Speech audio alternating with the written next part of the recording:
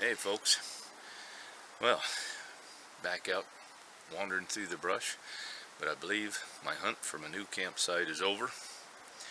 Found a little spot here, kind of gave you a view around there just a second ago. This is a little better, ground's pretty firm here, not too wet. I'm just right at the edge of the top of this hill, so there shouldn't be much runoff from it. Pretty thick timber around here. Definitely not a trail in here. There's one small critter trail over there, but if there's been anybody back here, it hadn't been for a long time. Not that I can see anyways. So I like that. So I'm gonna clear out this little spot around here. Out through here, and I hope to build a 8x8 little shanty, trapper's shack kind of thing. So summer's getting here pretty fast. Since the last time I talked to you, we're already gained about almost 2 hours, about an hour and 40 minutes of daylight. So it's coming back. The light's coming around to the good side. Pretty soon we'll be up 12-14 hours, so that'll be good. And then I just need to get the time off from work. But anyways, so I'm gonna start clearing this out. Got an old dead tree over here, runs along. I don't know if you can see that in the view or not, under the ground. I'll have to dig it up, get the ground flattened out a little bit. So be a pretty good project. I'll keep you up to date. Talk to you later.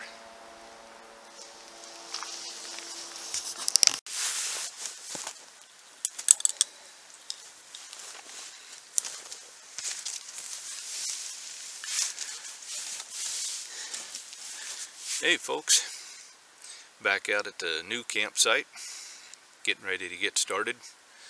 Got to clear a little ground and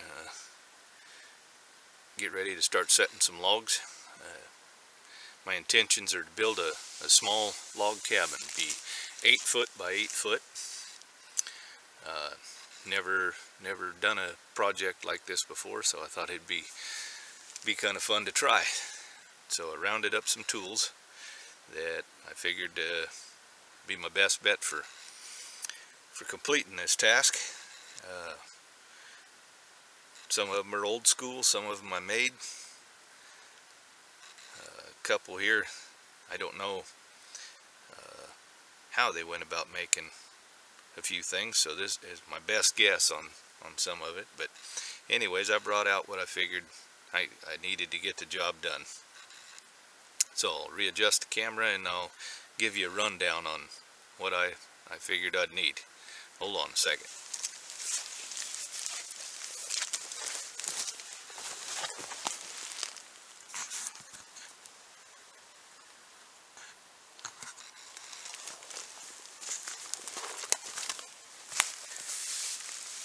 Okay, start with, I brought a cold steel little rifleman's hawk. Nothing too fancy. I'm sure you've all seen them. They're good choppers. Nice little sheath I made for it. Once you sharpen them, it's a good idea to have something over that edge.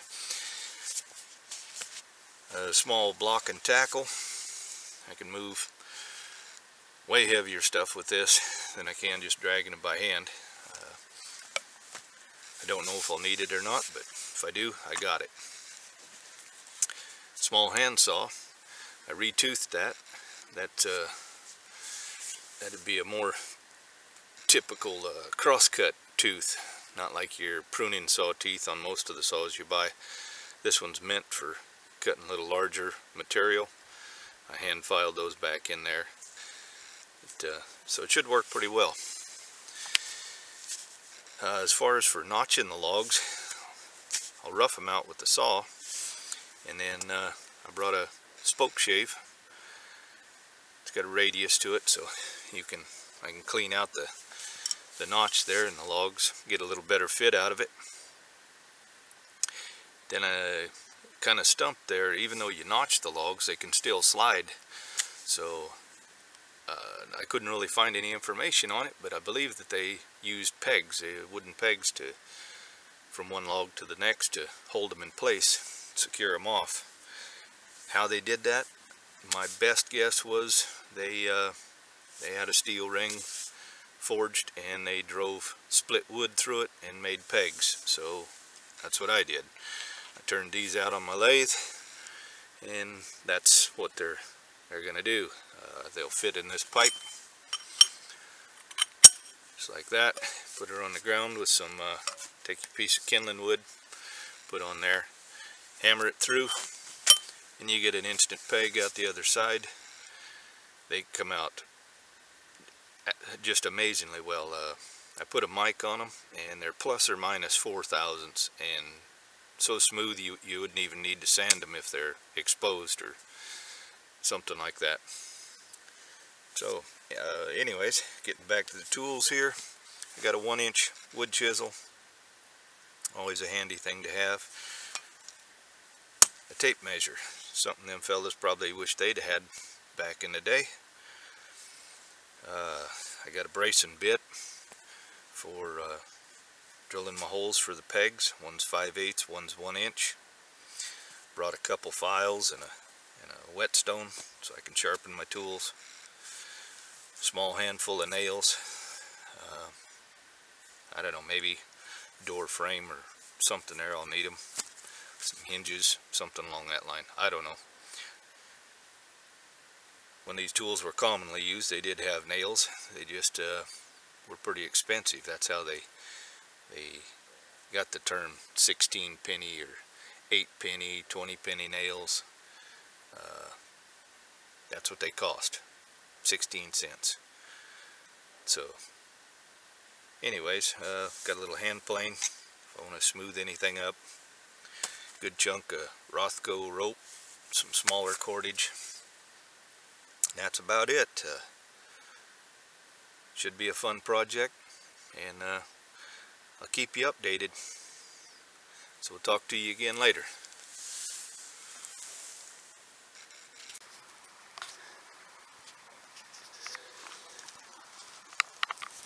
Okay, back for an update. So that right there is the first tree I've cut.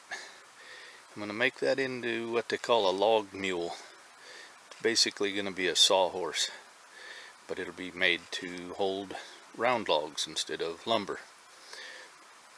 So in order to split this thing, it's about a 10-inch log, roughly 6 feet long, that I cut off it.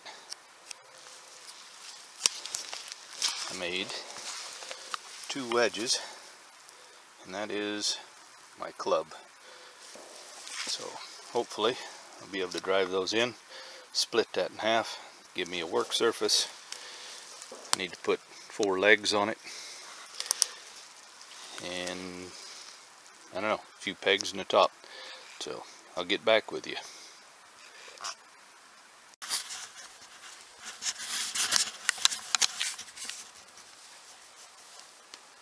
Hey, back again. So, show you how far I got today.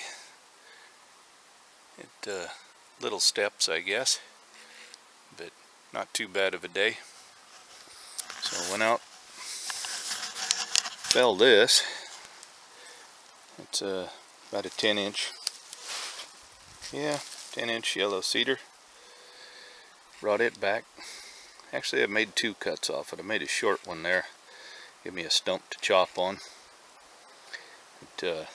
Got that one split. Had to make a club to do it with. So pretty primitive there, huh? And 2 wedges. Chop those out of a little tree. By golly, worked pretty good. So this one will be the top to my mule when I get it done. Okay, back again. Sorry about that. Only thing out here that runs on batteries is this damn camera, and lo and behold, I ran out of battery. Anyhow, so I got my tarp repitched. Keep things dried out underneath here a little bit. Show you what I got set up here on it. So down there, I got a 2.5 gallon water jug. I piped in a piece of vinyl tubing. Runs up this tie out to my tarp. I just rolled it up around here. I don't know if you can see it in there or not, but anyhow, the end of the tube's right there. So everything on the tarp is pitched this way. So when it rains tonight, it'll run down, fill my water jug, and I'll have 2.5 gallons of water that I don't have to boil or worry about anything else being in it. So my wife says there's a NRA function that I gotta attend in town, so I gotta call it a day and pick my shit and get. So I'll see you in the next one.